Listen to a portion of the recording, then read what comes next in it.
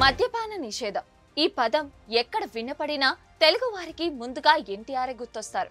ఈ ఎన్నికల హామీతో అధికార పీఠాన్ని కైవసం చేసుకున్న వారు ఉన్నారు.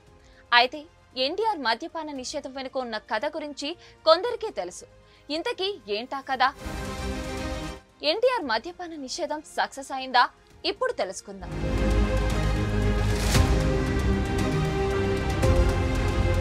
నందమూరి తారక రామారావు మే 28, 1923న కృష్ణా జిల్లాలోని నిమ్మకూరులో జన్మించారు. 1949లో సినిమాలోకి అడుగుపెట్టిన ఎన్టీఆర్ తెలుగు వెండితెరపై తనదైన ముద్ర వేశారు. ఎన్నో పాత్రలతో మెప్పించారు. సినిమాల్లో తనకంటూ ప్రత్యేక గుర్తింపు తెచ్చుకున్న ఎన్టీఆర్ పొలిటికల్ ఎంట్రీలోనూ సక్సెస్ అయ్యారు. 1983 ఆంధ్రప్రదేశ్ శాసనసభ ఎన్నికల్లో ఆయన స్థాపించిన పార్టీ టీడీపీ విజయ డంక మోగించింది. సీఎంగా ఎన్నికైన ఎన్టీఆర్ 1989 ఏపీ అసెంబ్లీ ఎన్నికల్లో మాత్రం తన పార్టీని గెలిపించలేకపోయారు.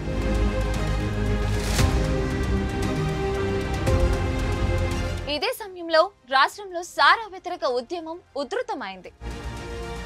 దూబగుంట రోసమ్మ నాయకత్వంలో ఆనాడు మహిళలంతా ఒకే తాటిపైకి వచ్చారు.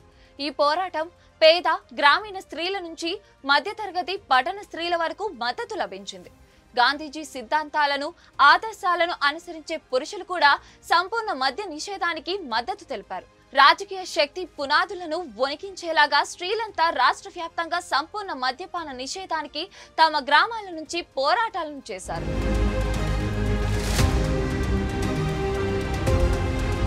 1992లో దాదాపుగా అన్ని రకాల మద్యం అమ్మకం, కొనుగోలు నేరంగా పరిగణించాలని స్త్రీలు ఉద్యమించారు.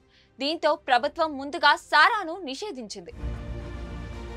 అంతకుముందు రాష్ట్రంలో ఉన్న వారుణ వాహిని విధానానికి ప్రభుత్వం సహకారం ఉండడంతో గ్రామీణ ప్రాంతాలలో కళ్ళను సారాయి విరివిగా అమ్మేవారు.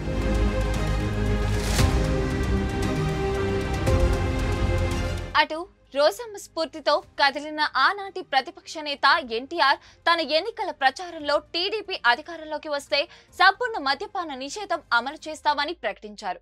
ఆయన మాట మీద నమ్మకంతో ప్రజలు టీడీపీకి బ్రహ్మరథం పట్టారు. అధికారంలోకి వచ్చిన వెంటనే ఇచ్చిన మాట ప్రకారం 1995 జూన్ 1 నుంచి సంపూర్ణ మద్య నిషేధం అమలు చేసినట్టుగా ప్రకటిస్తూ ఎన్టీఆర్ తొలి సంతకం చేశారు. అటు మద్యపాన నిషేధ చరిత్రలో మిగిలిపోయిన దూబగుంట రోసమ్మ ఆగస్టు 2016 సంవత్సరంలో మరణించారు.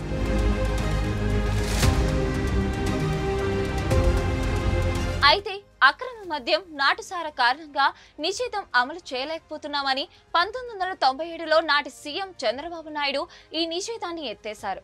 నిజానికి 1995 జనవరి నుంచి 1997 ఏప్రిల్ వరకు ఏపీలో బహిరంగంగా ఎక్కడా మద్యం దుకాణాలు లేవు. అయితే పొరుగు రాష్ట్రాల నుంచి పెద్ద ఎత్తున అక్రమంగా మద్యం రవాణా అయింది. ఇది రాజకీయ నాయకులకు, ప్రభుత్వంలో పలుకుబడి ఉన్న వారికి ఏమాత్రం అడ్డంకులు లేకుండా సరఫరాగా అయింది. ఇలా మద్యపాన నిషేధం పూర్తి స్థాయిలో అమలు కాలేకపోయింది.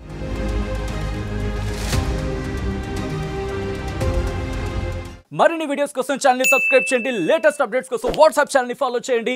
అండ్ లింక్ డిస్క్రిప్షన్ లో ఉంది.